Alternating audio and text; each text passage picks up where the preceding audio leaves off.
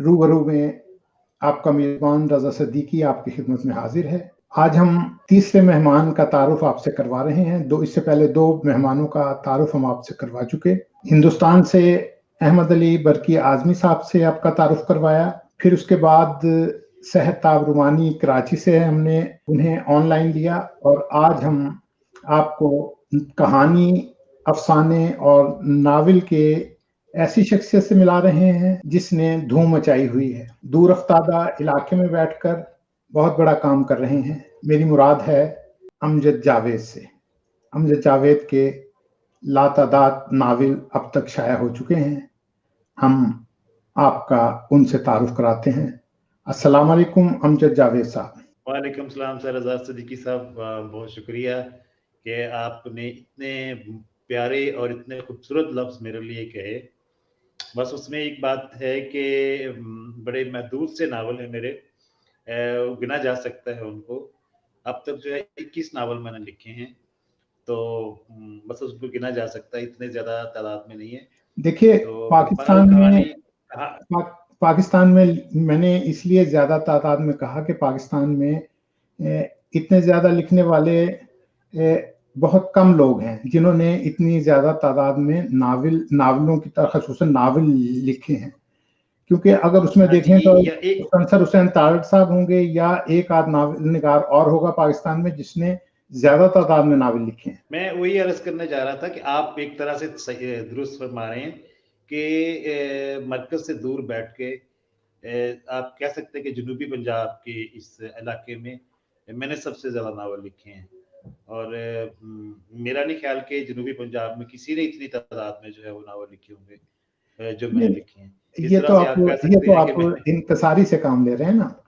अच्छा चलिए अब हम बात करते हैं कि आप अपने बारे में कुछ बताइए कि आप, जैसा कि अभी हमने कहा कि दूर अफ्तादा इलाके में बैठे हैं, तो अपने बारे में बताइए कि आप कहाँ से ताल्लुक़ रखते हैं, आपने कहाँ तक तालीम हासिल की। ये तो रूटीन के सवालात हैं जो आपके तारुफ़ के लिए ज़रूरी हैं ताकि हमारे जो देखने वाले हैं वो समझ सकें कि अमजद जावेद कौन है। जी, मैं अर्ज़ करता हूँ कि बहावलपुर की एक तहसील है हासिलपुर, जिसे आप कह सकते हैं कि सहराए चोलिस्तान के शुमाल में और दरियाए सतलुज के जनूब में, इसके दरमियान ये शहर वाक़ है हासिलपुर। और कह सकते हैं कि एक तरफ हमारे सहरा है, एक तरफ दरिया है। दरिया और सहरा के संगम पर ये शहर हमारा हासिलपुर वाक़ है। मैं यहीं पे पैदा हुआ और मेरे आबा अजदाद जो है वो बड़े गरीब थे और काश्तकार थे वो। और होशियारपुर जो है वो एक जगह है दारापुर, वहाँ से ये आए थे और कुछ अर्सा सियालकोट रहे, फिर इस तरह काश्तकारी और ज़मीनों वगैरह के चक्कर में जो है वो इधर आ गए और यहाँ हासिलपुर में मेरी पैदाइश हुई 27 सितंबर 1965 को। यानी तो कि ये वो जंग के जगह बादल आप साथ लेके बरकरार आए थी थे। वो। यानी कि जंग के नहीं, बादल आप साथ लेके जंग आए थे। खत्म हो गई थी। नहीं, वो 27 सितंबर की जो 26 और 27 की जो रात थी ना, उस रात ब्लैकआउट खत्म हो गया था। इसलिए क्योंकि हमारे यहाँ लिखने पढ़ने का तो रिवाज नहीं था ना कि तारीख पैदाइश लिखते और ये करते वो आपने करते। वो जो है आप नहीं, मैं अर्ज करता हूँ। तो उस 26 और 27 की दरमियानी रात जो थी वो इसलिए याद रह गई कि उस रात ब्लैकआउट खत्म हुआ था। तो आप कह सकते हैं कि मैं अमन का पैगंबर था और 12 बजे लाइट ऑन हुई है, ब्लैकआउट खत्म हुआ तो 1-1:30 बजे के करीब में पैदा हो गया था। तो इसलिए वो याद रखा गया कि ये अमन का पैगंबर है। अमन का पैगंबर जो है वो कह सकते हैं आप। अच्छा, फिर इसके बाद जो है वो इसलिए याद रखा गया ना कि वो एक खास इवेंट था। तो फिर वो यहीं से पढ़ा मैंने। गवर्नमेंट हाई स्कूल नंबर 1 जो है यहाँ से मैंने दूसरी क्लास में दाखिला लिया। मुझे घर में मेरी वालदा ने पढ़ाया, गिनती पढ़ाई, वो हरूफ तहज्जी मुझे पढ़ा दे, वो कायदा जो होता है कच्ची वाला कायदा, वो मैंने पढ़ा। तो घर में मैंने पढ़ लिया था। फिर दूसरी क्लास में दाखिल हुआ तो बस फिर पढ़ता ही चला गया। मैं कोई ज़हीन फ़तीन तालिब इल्म में नहीं था। हाँ, शरारती बहुत ज़्यादा हुआ करता था। तो मैट्रिक मैंने यहीं से कर लिया और मज़े की बात बताऊँ कि मैट्रिक में मैं फ़ेल हो गया था, 4 मज़मूनों में फ़ेल हुआ था। और उनमें उर्दू का भी एक सब्जेक्ट शामिल है, उर्दू, जनरल साइंस, मैथ और इंग्लिश, इसमें मैं फेल हुआ था। और फिर आगे जाके फिर मैं 2 साल की आवारगी के बाद फिर मैंने दोबारा पढ़ा, फिर मैं एमए तक चला गया, इब्लागियत किया मैंने, आप ही का जो सब्जेक्ट है, इस्लामी यूनिवर्सिटी नहीं, से वो तो हमारा मुझे पता दूसरा है कि आप बैच था वो। मेरे जो इब्लागियात हैं उसके हम जमात समझ लें, इंस्टीट्यूट जी, दूसरा है, और लेकिन जूनियर, हाँ, इंस्टीट्यूट फेलो। अच्छा, फिर इसके बाद इस्लामी यूनिवर्सिटी के बाद फिर अप्रेंटिस के लिए मैं दिल्ली जंग लाहौर चला गया। 3 माह अप्रेंटिस की वहाँ पर, फिर वहाँ के मैगजीन जो है वो, एक अच्छा सहाफ़ी बनना चाहता था मैं। और फिर इसके बाद वापस आ गया मैं हासिलपुर। फिर यहाँ से दोबारा मुझे वो लाहौर तो याद आता था ना, लाहौर तो मेरी महबूबा है ना। फिर मैं दिल्ली पाकिस्तान में चला गया। एक तो 2 महीने मैंने उस पे डेस्क पे काम किया, फिर हमारे ख़वातीन उनके मदद स्ट्रक्चर में निकला, तो फिर उसका ब्यूरो मेरे पास आ गया। फिर ब्यूरो करता रहा, फिर ये सब कुछ छोड़-छाड़ के मैं वापस यहाँ पे आ गया। यहाँ पे आके मैंने जॉब कर ली एज़ अ टीचर। तो तो इसका फिर मतलब ये है मैं कि जो हासिलपुर है उससे का ही सब कुछ हासिल हसूल है। हाँ जी, बिल्कुल, वैसे आप कह सकते हैं कि फिर यहाँ पे समझ लें कि एक तन्हाई थी मेरे लिए, और मैं इस तन्हाई में मैंने बस वो पढ़ना लिखना ही अपना ओढ़ना बिछोना, क्योंकि छोड़ी तो जा नहीं सकती थी चीज़ जो है। तो फिर बस पढ़ना ही पढ़ना और फिर लिखना ही लिखना, और बस अच्छा, एक एक ख़ास एक जो रूटीन थी। आपने एक वेबसाइट भी अभी कुछ अर्सा पहले बनाई थी जो बहुत पॉपुलर रही है और अब भी चल रही होगी, गालिबन उर्दू लिखारी, तो उसके बारे में कुछ बताइए। urdulikhari.com जी। उसके बारे में कुछ बताइए कि वो था ऐसा कि जी, मतलब वो क्या क्या कहते हैं कि एक मन में थी चीज़ कि यहाँ हासिलपुर में भी जब भी कोई चीज़ पर्चा, हम जब स्टूडेंट थे कह सकते हैं, तो हम एक पर्चा निकाला करते थे आहंग बेली के नाम से। तो हम 4-5 स्टूडेंट थे, दोस्त थे, और जेब खर्च हमारा होता था। उस जेब खर्च से हम वो रिसाला, जब पैसे हो जाते तो उसको, रिसाले को हम निकाल देते, तो वो मर्ज़ीनामा टाइप किस्म का होता था। यहाँ पर जो भी पर्चा किस तरह का भी निकला है, वो तकरीबन मेरे हाथों से निकला है।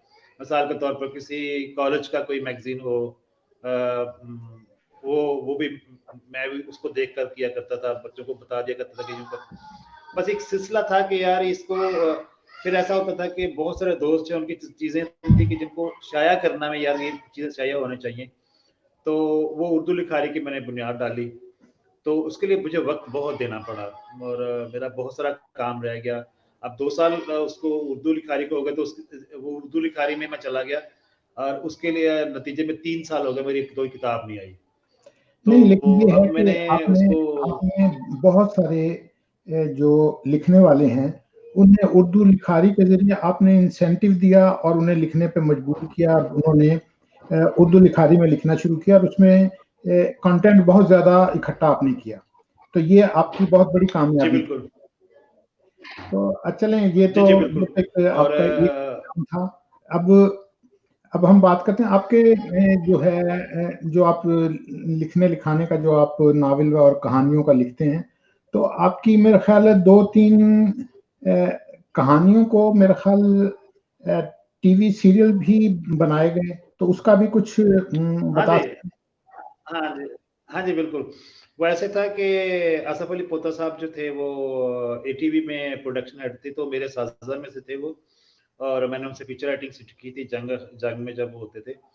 तो ऐसे ही उनसे मुलाकात हुई, तो उन्होंने कहा, "यार क्या लिख रहे हो?" मैंने कहा, "ये इस तरह लिख रहा हूँ मैं।" उन्होंने कहा, "कुछ आइडिया दो मुझे।" मैंने उनको आइडिया दिया।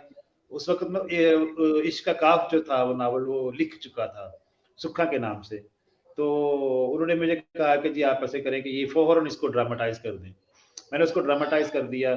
अब वो बन रहा था, तो उसके उन्होंने एक और मैं लीड दिया, मैंने उसका कॉन्सेप्ट था मेरे पास, लेकिन अभी मैंने नावल नहीं लिखा था। तो वो पहचान के नाम से वहाँ ड्रामा छपा, लेकिन धूप के पिघलने तक जो है वो मेरे पास वो साहिबान सूरज का उस पर जो है वो बना। तो इश्क का काफ़ अभी मार्केट में नहीं आया था, तो उस पर ये सूखा ड्रामा बना, और फिर ड्रामा सीरियल एटीवी से बड़ा मशहूर ड्रामा बना, वो लक्स अवार्ड अब तक एटीवी से पता नहीं 8-10 दफ़ा चल चुका है दोबारा, नशर मुकर्रर के तौर पर चलता रहता है वो। और पहचान हुआ, फिर वो बाद में उसके उसी थीम पे मेरे नावल आया साहिबान सूरज का, तो इस तरह ड्रामाटाइज हुआ, मैं मेरे ड्रामे पे बने उसके ऊपर, तो इस तरह चलता रहा मैं काम। मैं आपका एक नावल पढ़ा था, तो वो जो हिंदुस्तान और पाकिस्तान के रेफरेंस से है। अमृत कौर, आपने उसपे, हाँ, आपने उसपे एक मजमून भी, बहुत खूबसूरत मजमून लिखा था, तो और मैं मेरा जाती ख्याल ये था कि उस पे उस पे जो है वो कोई ड्रामा सीरीज या फिल्म जो है ना वो बननी चाहिए। वो मैं आपको उसके बारे में थोड़ा अर्ज करूं कि जैसे वो किताब जो है मार्केट में आई, तो उसपे उसके बारे में ये कहा जाता था, मैंने रियलाइज किया कि 10-12 लोगों का, जो बड़े लोगों का जो मुझे फीडबैक मिला, तो उसमें पहली बात तो ये थी कि हर बंदा ये बात करता था कि यार जो एक दफा पढ़ना शुरू कर देता है तो फिर दोबारा वो उसको जब तक खत्म नहीं कर लेता था वो उसको छोड़ता नहीं था। ये बात पक्की होगी इसके बारे में, ये तो जबरदस्त फीडबैक आया था उसका। एक दूसरा, हफीज ताहिर साहब एक बड़ा नाम है ड्रामा ड्रामा इंडस्ट्री में, और लाहौर के डायरेक्टर वो, उन्होंने मुझे पढ़ते ही जो मुझे फीडबैक दिया था वो ये दिया था कि इस पे कम से कम एक फिल्म या ड्रामा सीरियल बनना चाहिए। तो मैंने खैर कोशिश नहीं की उसके लिए इतनी, कि जाहिर है कि ड्रामा इंडस्ट्री में दाखिल होना और ये करना एक बड़ा, एक अलग से जॉब है। तो मुझे एक अफसोस ये भी हुआ कि पिछले दिनों एक फिल्म जो है वो मेरे उस नावल के चरबे पर बन गई है, तो मैं फिर भी कुछ नहीं कर सका उसके ऊपर।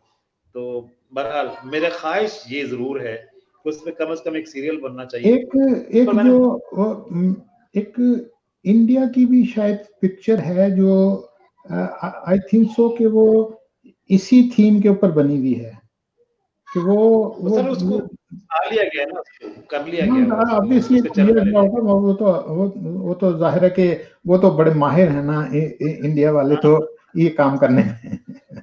जी जी जी जी। अच्छा, तो उठा लिया गया और बस इसी तरह तो वो रह गया चीज। अब भी उसमें इतनी जान है कि अगर उसको दोबारा से एक फिल्म के तौर पर बनाया जाए, तो मेरा नहीं ख्याल कि वो कोई ऐसी चीज होगी। वो बड़ी भरपूर, बड़ी जान है उसमें।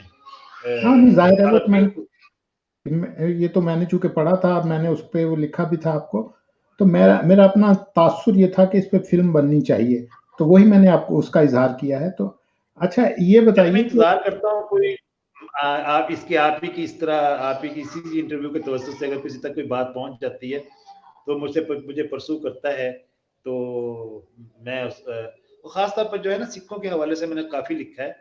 और कलंदर ज़ात जो है मेरा एक नावल है, वो 2 ट्रैक स्टोरी है, उसमें जसपाल सिंह की भी एक कहानी है, जो मतलब के मशरकी पंजाब में जो वाकयात हुए हैं, खास तौर पर जब उनके हरमंदर साहब पर जो हमला हुआ था, किया था, उस हमले के बाद की जो कहानियाँ, जो इंटरनल कहानियाँ हैं, यानी कि उस हमले के बाद जो सिखों की लाइफ हुई है, पंजाब की जो हालत हुई है, और दरअसल मैंने पंजाब को पेंट करने की कोशिश की है, क्योंकि पाकिस्तान का पंजाब और इंडिया का पंजाब, तो दोनों किस तरह राइज हुए और क्या असल क्या में उनके आपके यहाँ दरमियान जो है गुजरी बातें। ना, असल में आपके यहाँ जो डायलॉग का कंसेप्ट है ना वो बड़ा मजबूत है।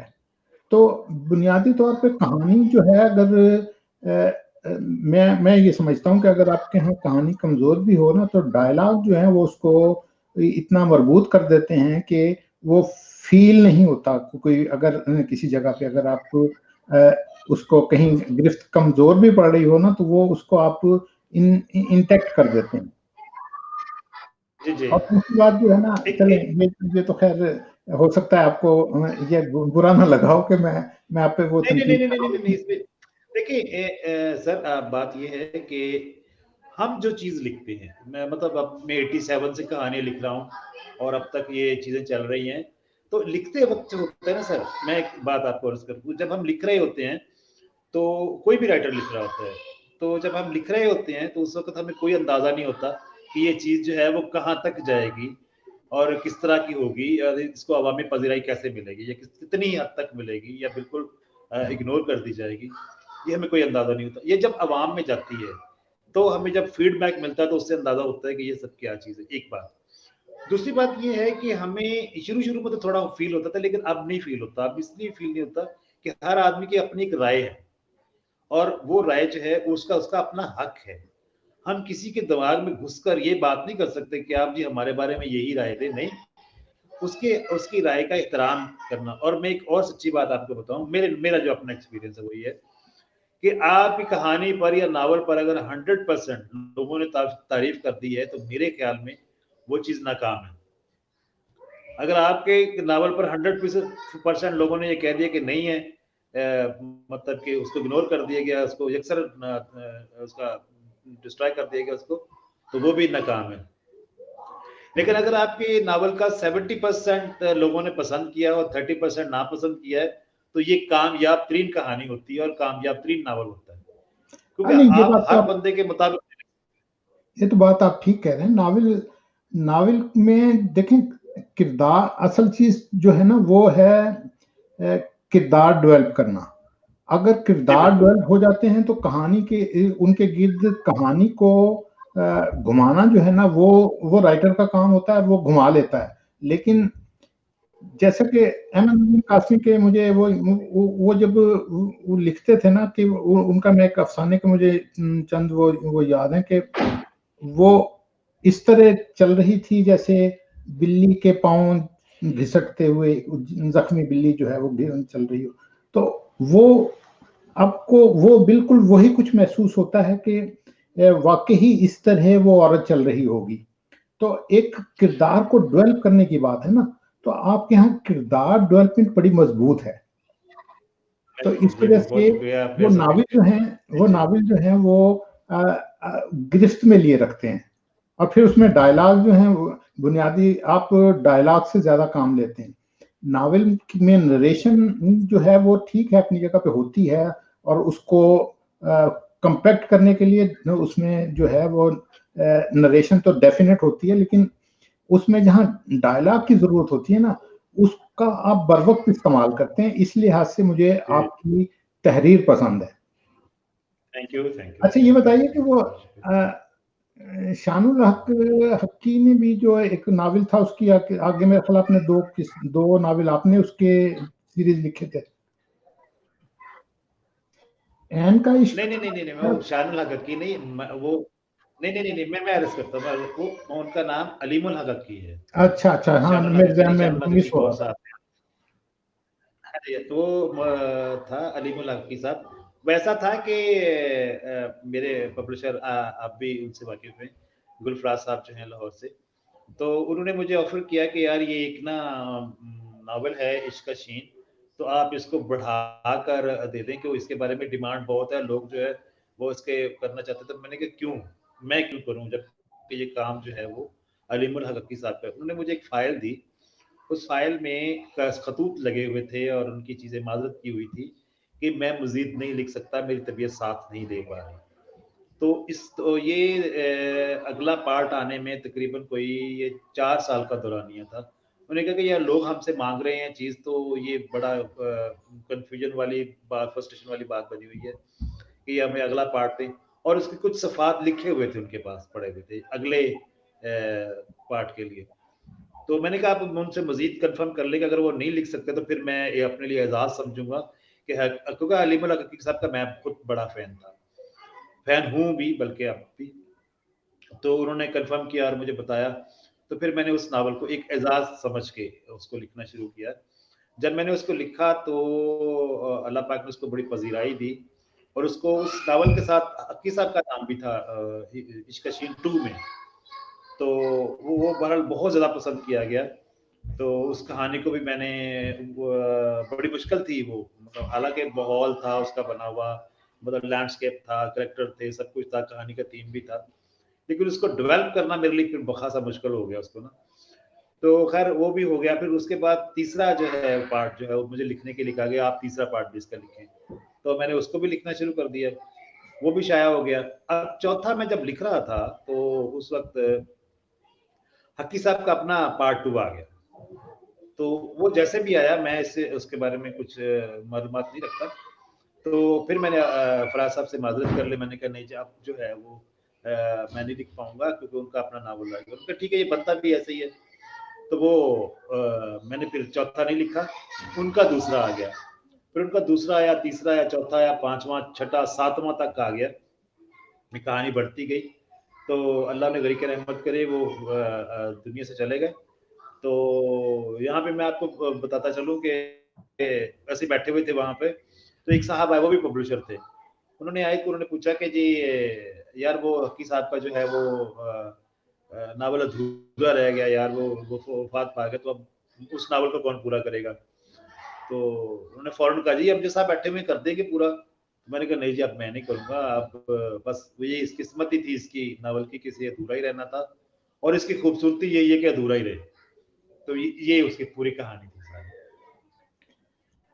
तो ये इस तरह आपने वो लिखे। हाँ जी। अच्छा, हाँ जी। ये जो आप, एक तो आपका सब्जेक्ट जो है वो नावलों में इश्क है, और एक है तसव्वुफ। तो जी। ये इसको जो आप मिक्स करते हैं, तो आमतौर पे आपने रोमांस नहीं लिखा? रोमांस तो है, इश्क भी तो नहीं, रोमांस ही है ना जी। तो देखें, ये जो है ना, तसव्वुफ और इश्क में ये जो है ना, ये थोड़ी सी एक अलग लाइन है। जो जो रोमांस लिखा जाता है ना, जो जो इसलिए मैं, ये जो लोग कहते हैं ना कि जी ये फलान सिर्फ नावल निगार हैं, फलान नावल निगार हैं, मैं इस लिहाज से कहता हूँ कि अमजद जावेद जो है ना, बहुत सारे लिखने वालों से, नावल निगारों से अच्छा और बड़ा नावल निगार है। तो वो उसकी वजह ये है कि ये लोग जो कहानी लिखते हैं, वो मोहब्बत की दास्तान बयान करते हैं, लेकिन आप मोहब्बत को तो बयान करते हैं, इश्क को भी बयान करते हैं, लेकिन उसमें जो तसव्वुफ का तड़का लगाते हैं, वो नावल को थोड़ा डिफरेंट कर देता है। जी। क्या ख्याल है आपका? अरे मैं अर्ज करूँ जी, मैं अर्ज करता हूँ। बात ये है कि 2000 तक मैं कहानियां लिखता रहा, तो उसमें बात ये थी कि यार मैं क्या लिख रहा हूँ। एक दिन मैंने बैठ के सोचा कि यार मैं क्या लिखता चला जा रहा हूँ। अच्छा, क्या लड़का है, लड़की है, मोहब्बत है, रोमांस है, शादी हो गई नहीं हो गई, ये क्या बात हुई? मतलब कुछ ऐसी चीजें, कुछ ऐसी डिस्कवरीज करनी चाहिए जो इंसान के अंदर हैं, या मुझे जो समझनी चाहिए कि वो क्या चीजें हैं। तो फिर मुझे एक दरवेश मिले, हमारे शहर के, बाबा जी गुलाम रसूल साहब, बहुत बहुत अल्लाह अल्लाह वाले। ऐसे उनके पास बैठा था, तो उन्होंने बातें करते करते उन्होंने क्या, यार क्या करते हो? तो मैंने कहा जी इश्क क्या है? तो उन्होंने कहा जी कि इश्क जो है वो तसव्वुफ का पेश लफ्ज है। बात बड़ी जबरदस्त की उन्होंने। फिर हमारे यहाँ एक आया करते थे बहुत अल्लाह वाले बुजुर्ग, इज्जत शाह वारसी साहब जो हैं वो। तो उनसे मैंने एक सवाल किया, मैंने कहा ये तसव्वुफ क्या है? उन्होंने कहा कि अपने अंदाजे में मुझे बताया कि जब अल्लाह पाक ने इंसान को बनाया खनकती हुई मिट्टी से, तो जब उसको ठोक कर देखा गया तो जो ठन ठन की आवाज आई थी, तो वो तसव्वुफ है। अब उन्होंने अपने अंदाज में कह दी ये बात। मेरे जैसा ना समझ बंदा ये चीजें नहीं बर्दाश्त कर सका था, समझ नहीं सका था। तो ये चलता चला गया, फिर भी इसकी खोज में लग गया कि ये क्या चीजें हैं। दरअसल इंसान की खोज में जब मैं निकला, तो ये चीजें सामने आती चली गई। तो फिर वो जो होता था, बाहर निकालता था चीजें। तो दरअसल इंसान से इंसान की मोहब्बत एक बहुत बड़ा रोमांस है। हम रोमांस सिर्फ जो है वो एक थोड़ा सा कर लेते हैं। कायनात से मोहब्बत एक बहुत बड़ा रोमांस है, और इंसान की इंसान से मोहब्बत एक बहुत बड़ा रोमांस है। आप इस रोमान को जरा फील करके देखें कि इसमें इंसान जो है वो किस कदर डूब जाता है। फिर एक वक्त आया तो मैंने इश्क का जो है वो चैप्टर, जब मुझे पता चला कि ये सिर्फ पेश लफ्ज है, तो उसको मैंने छोड़ा। फिर इसके बाद आगे थोड़ा सा निकला, तो फिर मैंने मेरी अहम जो अहम दो किताबें हैं, उसमें से एक तो कलंदरजात को मैं समझता हूँ, उससे मैंने काफी जो है वो चीजें देने की कोशिश। तो एक लास्ट में जो है नावल मेरा है बेरंग पिया। बेरंग पिया में मैंने वो चीज को जो आप फरमा रहे हैं, वही चीज देने की कोशिश की है कि दरअसल मोहब्बत होती क्या है। मोहब्बत का मतलब सिर्फ हासिल करना नहीं होता। और ला हासिल तो कभी रहता है, जो मोहब्बत करने वाला होता है वो ला हासिल कभी नहीं रहता, ये थ्योरी गलत है। और हासिल हसूल इसमें होने के अलावा क्या कुछ इंसान पाता है, वो मैंने बेरंग पिया में देने की कोशिश की है। तो इंशाल्लाह आप पाकिस्तान आएंगे तो मैं आपको पेश करूंगा कि बेरंग पिया उसमें है क्या चीज असल में। तो अच्छा ये बताइए उसको कि इतना समझ लें। ये जो जी जी जी जी जी जी ये फरमाएं। जो आप आजकल डाइजेस्ट में लिखना शुरू हुए हैं, एक तो हसूल ज़र भी होता है इसमें, तो वहाँ जो कुछ आप लिख रहे हैं वो भी यही कुछ है या वो कोई जासूसी टाइप कोई चीज़ है? ऐसा मैं अर्ज करूं कि मैं बुनियादी तौर पर डाइजेस्ट राइटर हूं और मैं डाइजेस्ट राइटर होने पर फख्र महसूस करता हूं। उसकी वजह ये, चाहे उसको अदबी आलिया माना जाए ना माना जाए, मुझे इससे कोई गरज नहीं है। ना मुझे कोई अदीब माने तो ये भी कोई गरज नहीं है जो चल रही है सिलसिला। आप जानते हैं कि ये एक लंबी बहस है कि वो क्या है, ये डाइजेस्ट क्या है। मैं डाइजेस्ट को किस लिए बेहतर समझता हूँ, मैं डाइजेस्ट को इसलिए नहीं, बेहतर मैं समझता हूँ। उसको ये नहीं समझता, मैं उसको अदबी समझता हूँ क्योंकि मैं अर्ज करता हूँ, मैं अर्ज करता हूँ ना, मैं अर्ज करता हूँ, उसी तरफ जा रहा हूँ ना मैं अर्ज ये कर रहा हूँ कि आप जो लोगों तक बात पहुंचा, अबलागियत का भी असूल है ना सर, कि वो जो बात आप कहना चाह रहे हैं वो लोगों तक पहुंच जाए। अगर एक बात लोगों तक पहुंची ही नहीं है तो आप जितना मर्जी उसको लिखते चले जाएं, वो बेफायदा है। अगर मैंने एक बात कही और वो लोगों को समझ आ गई, मेरा मैसेज लोगों तक कन्वे हो गया, तो अल्हम्दुलिल्लाह। वो क्योंकि बेसिकली तो हम इब्लागियत के तालिब इल्म है ना। तो डाइजेस्ट एक ऐसा टूल है या ऐसा मीडियम है जिसके जरिए हम अपनी बात कह सकते हैं। और मैंने जो कुछ भी लिखा है और जो कुछ भी किताबों में आया है सवाए बेरंग पिया के, वो सब डाइजेस्ट में छपा है और लोग मेरे लिखे हुए को डाइजेस्ट भी करते हैं। सही मैं सही लिखता सही इसलिए डाइजेस्ट हूँ कि वो चीज़ उसको डाइजेस्ट भी करते हैं। और अल्हम्दुलिल्लाह मुझे फीडबैक भी ज़बरदस्त देते हैं। और चलिए अब हम आते हैं आपके बच्चों के लिए बहुत कम लिखा गया है।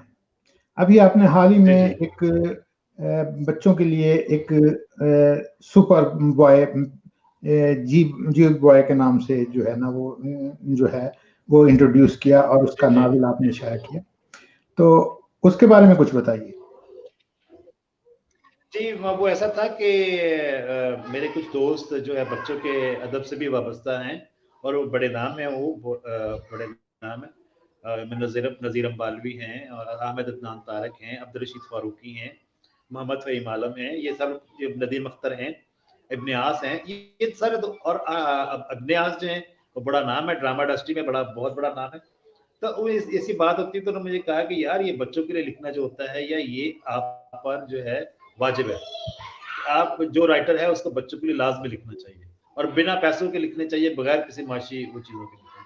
अच्छा, मेरे दिमाग में था कि यार मुझे बच्चों के लिए लिखना है, तो मैं क्या लिखूं, क्योंकि सब लोग आप अपनी अपनी फील्ड में काम कर रहे थे, तो इसमें कोई नई जहत क्या है, क्या ऐसी चीज़ है कि जो मैं लिखूं। तो फिर इसी तरह सोचते सोचते मैंने ये चीज़ देखी कि उर्दू अदब में और ख़ास तौर पर हमारे मकामी जो एटमॉस्फेयर है, हमारी सकाफ़त है जो, इसके हिसाब से कोई सुपर हीरो नहीं है। तो फिर ये तकरीबन कोई 3 साढ़े 3 साल पहले मेरे ज़हन में आई ये चीज़ कि सुपर हीरो कैसा होगा, किस तरह का होगा, ये सारी चीज़ें वो बुनत हो गई। और मैं समझता हूँ कि मेरा बेटा जो है अहमद बिलाल और मेरा भतीजा जो है उमर, हम तीनों ने बैठ के जो है इस पर बातचीत की, फिर बच्चों के लेवल तक गया, फिर वो उनसे चीज़ें कुछ अखज़ की, कुछ बनाई, फिर हमने एक सुपर हीरो जो है वो जी बॉय, असल में जी बॉय का मतलब है जेनेटिक बॉय, तो उसको जेनेटिक इंजीनियरिंग का ये वो शाहकार है। तो वो मैंने बच्चों के लिए लिखा, अल्हम्दुलिल्लाह अल्हम्दुलिल्लाह अल्हम्दुलिल्लाह। वो उसने बड़ी खासी पजीराई हासिल की है और जिसने भी वो पढ़ा है तो अब उस पर दो साहब हैं, एक साहब से तो बातचीत चल रही है, उसको एनिमेशन फिल्म बनाने के मूड में है वो। तो इंशाल्लाह अगर वो एनिमेशन में आ गया तो फिर इस पे मज़ीद कोशिश भी करता चला जाऊँगा और कोई छापने वाला बने तो मैं इसको मैं हर महीने भी एक नावल दे सकता हूँ बच्चों के लिए। इस नहीं, उसका तो मुझे पता है कि आप बहुत तेज रफ्तार लिखने वाले हैं, क्योंकि आप जिस अंदर लिखना जो है ना, मैं बड़ा हैरान होता था, क्योंकि मैं जब ये जो जासूसी डाइजेस्ट है, मैंने उस वक्त पढ़ना शुरू किया था जब ये डिक्लेरेशन के बगैर था, और इसकी कीमत जो है वो ₹1.75 थी। अच्छा पहला डाइजेस्ट अभी पहला निकला था, तो मैंने उस वक्त इसको पढ़ना शुरू किया था, और मैंने बड़ा अरसा पढ़ा इसको, जासूसी डाइजेस्ट को। ये तो मैंने अब कुछ अर्सा पहले आके जो है ना, जब मैं इधर मुलाजमत में आ गया, फिर उसमें जो है ना, फिर मैंने कुछ घर की तरफ से था कि क्या आप हर वक्त डाइजेस्ट पढ़ते रहते हैं तो वो मैंने फिर छोड़ दिया था। तो डाइजेस्ट की दुश्मन सारी दुनिया सर। मैंने कोई ये जो बच्चों के लिए है, ये जब मैं बीए से फारिग हुआ था, तो मैंने एक साहिवाल में जब अभी आगे मास्टर्स में दाखिला नहीं लिया था, तो मैंने एक रिसाला शुरू किया था, जिसके कुछ 6-7 शुमारे ही निकाल पाया था मैं। तो वो था नन्ही दुनिया। वो अच्छा खासा बिकने लगा था, लेकिन वो ज़ाहिर है कि आपको पता है, जब आपके पास तालिब इल्मी के ज़माने में, तो वो पूरा नहीं हो पाता था। ये तो अपने खर्चे से जो कुछ वो था वो मैंने निकाला, फिर मैंने बंद कर दिया वो जो है। तो ये मुझे इसलिए ये जी बॉय का तो जो है ना, इसलिए भी था कि वो उसमें मैंने भी एक सीरीज शुरू की थी, वो एक सुपर टाइप जो बच्चों की होती है ना, उस टाइप की। तो वो 3-4-6 किस्तें उसमें लिखी थी, फिर उसके बाद जो है वो ज़ाहिर बंद हो गया, तो उसको फिर मैंने किताबी शक्ल देने की कोशिश नहीं की। तो वो पड़ी होगी किसी जगह पे जो है ना वो। तो उसको ढूंढ लिया, उसको लिख लिया, अब दोबारा उसको जो है ना वो किताबी शक्ल देने की कोशिश करते हैं। सर मैं आपको एक और बात अर्ज करूं कि बच्चों में, हमारे खास तौर पर हमारे बच्चों में ना बहुत सलाहियत होती है, हम उसको बिल्कुल नजरअंदाज कर रहे हैं। ज़ाहिर है मैं आपको बच्चों के लिए लिखा जाना चाहिए। मैं वर्ज करता हूँ मैं कि यहाँ पर ना हासिलपुर में अब दूर उफ्तादा शहर है, और यहाँ पर मुख्तलिफ बच्चों के रिसाले आया करते थे। मेरे एक दोस्त हैं मलिक मोहम्मद हुसैन साहब, बहुत प्यारे इंसान हैं। तो उन्होंने मुझे कहा कि जी ऐसे करें, हम अपना रिसाला ना निकाले अपने बच्चों के लिए। तो मैंने कहा जी ठीक है। मैंने कहा वो मैं जंग से जो है वो आया था, ये नवंबर 94 की बात है। तो मैंने कहा जी ठीक है निकालते हैं। तो हमने निकाला रिसाला, वो उसके 33 इश्यूज आए। तो इस दौरान मैंने ये अंदाज़ा लगाया, मैं हैरान भी हुआ कि बच्चे जो है उनमें इतनी तख्लीकी सलाहियत है कि अगर आप उन पर थोड़ी सी भी मेहनत करें तो आपको बहुत बहुत प्यारी चीज़ें निकाल कर दे सकते हैं। अच्छा, फिर उसका फ़ायदा मुझे ये हुआ कि बच्चे जो है वो छोटे छोटे सवाल करते हैं, सर ये कहानी कैसे लिखते हैं, इसको कैसे कैसे करना है, क्या करना है। तो उस पर मुझे खुद पढ़ना पड़ता था कि यार मैं ज़रा सोचूं, रिसर्च करूं, इधर उधर देखूं चीज़ें कि इन बच्चों को कैसे बता सकूं। अच्छा, वो नोट्स मेरे पास तैयार होते रहे, बड़ा अरसा पढ़े रहे। ऐसे एक दिन मैंने उनको सीधा किया, मैंने कहा यार चलो ये कहीं काम आ जाए। तो मैंने ना वो फराज साहब को दी, मैंने कहा ये किताब जो है ना आप छाप दें, लिखारी कैसे बनता है। तो तकरीबन को 2-3 साल बाद मेरे दोस्त ने मुझे बताया कि यार ये अब्जा जावेद आप है। मैंने कहा जी हाँ जी, आप जो है आपका जो हासिलपुर ये आपका एड्रेस है। मैंने कहा जी ये एड्रेस है। तो कहता ये आपकी किताब जो है वो आई पड़ी है। मैंने वो देखा, बड़े उसके ऊपर नॉट फॉर सेल लिखा हुआ, और हुकूमत पंजाब ने पूरे पंजाब के स्कूलों में वो लाइब्रेरियों में किताबें भेजी हुई हैं। तो मतलब इस कदर इफेक्टिव हो गई वो किताब के वो, मतलब कि ये मैं कहता हूँ उन बच्चों का सदका है, और उसमें मेरा कोई कमाल नहीं, उन बच्चों ने वही मुझे बच्चों वो। का हक भी है और बच्चों के लिए लिखा जाना चाहिए, लेकिन हमारे जितने बड़े अदीब हैं ऐसे बहुत कम जो हैं जिन्होंने उन्होंने कभी इसकी तरफ तवज्जो ही नहीं दी कि जी वो बच्चों के न्यास की लिए बड़ी भी लिखा जबरदस्त जाना बात है चाहिए। कि हर राइटर अगर फर्ज समझ के अपना लिखता है तो उस पर ये वाजिब भी है कि वो बच्चों के लिए लिखे। ये बड़ा जबरदस्त बात है, बच्चों के लिए लिखना चाहिए, और हर राइटर को लिखना चाहिए, और जो भी राइटर जो आप है। ना और करें, आप उसको आप उनको चलें और कुछ नहीं दे सकते, तो आप इस्लामी कहानियों को जो है ना बच्चों को करें, हमारे माशरे की ज़रूरत भी है। तो आप उनको उस तरह की चीज़ें ही बच्चों के लिए लिखें। ज़बान बच्चों के लिए बच्चा बनना पड़ता है, छोटे अपने कद से नीचे आके आपको लिखना पड़ता है, जो बड़े अदीब मेरा ख्याल है नीचे आने के लिए तैयार नहीं होते। तैयार नहीं, लेकिन बहरहाल मैं यहाँ पे एक शख्स का जिक्र करना बहुत ज़रूरी समझूंगा इफ्तिखार कपूर साहब हैं, बच्चों के अदब के हवाले से एक बड़ा नाम है बहरहाल उनका, उन्होंने बहुत कुछ लिखा है। वो अब बाकायदा कहानियां लिखने की बजाय वो इस तरफ राग़िब हैं कि बच्चों को लफ्ज़ सिखाए जाएँ, ज़ुबान सिखाई जाए, जिसमें कम से कम वो अपना इज़हार कर पाएँ। और वो बहुत बड़ा काम कर रहे हैं, उनके काम को एप्रिशिएट करना भी चाहिए कि इफ्तिखार कपूर साहब बहुत ज़बरदस्त काम कर रहे हैं और उनके काम को सराहना भी चाहिए। मैंने उनकी किताब कंपाइल की हुई देखी तो उसमें पहली जमात से लेकर 8वीं जमात तक जो लफ्ज़ इस्तेमाल होते हैं उर्दू में, जो भी निसाब में इस्तेमाल हुए हैं, वो सारे के सारे उसमें मौजूद हैं। और बड़ी मेहनत की बात है कि वो जो अब वो बच्चा जो है, एक लड़का जो है अपने स्टेप बाय स्टेप अगर वो उसको याद कर लेता है, उनको लिख सकता है, पढ़ सकता है, उसकी मीनिंग उसको आते हैं, तो मेरा नहीं ख्याल कि वो कहीं भी उर्दू में कहीं भी मात खा सकता है। वो बेहतरीन अंदाज़ में एक तख्लीकी आदमी बनेगा। बहुत ज़बरदस्त काम किया उन्होंने। अमजद भाई, अब आपका बहुत शुक्रिया कि आपने अपनी मसरूफियत में से वक्त निकाला और हमारे और आपके दरमियान जो गुफ्तगू हुई, इससे अदबिस्तान के लोगों को भी कुछ फ़ायदा होगा। आपका बहुत शुक्रिया। इजाज़त चाहूँगा सर, आपकी मेहरबानी सर कि आपने मुझे वक़्त दिया, मुझे इस काबिल समझा कि मैं आपसे बात कर सकूँ सर। आप बहरहाल हमारे बड़े हैं और आपका एप्रिशिएट करना और हमें इस काबिल समझना हमारे लिए एज़ाज़ की बात है सर। अल्लाह हाफ़िज़। Thank you sir.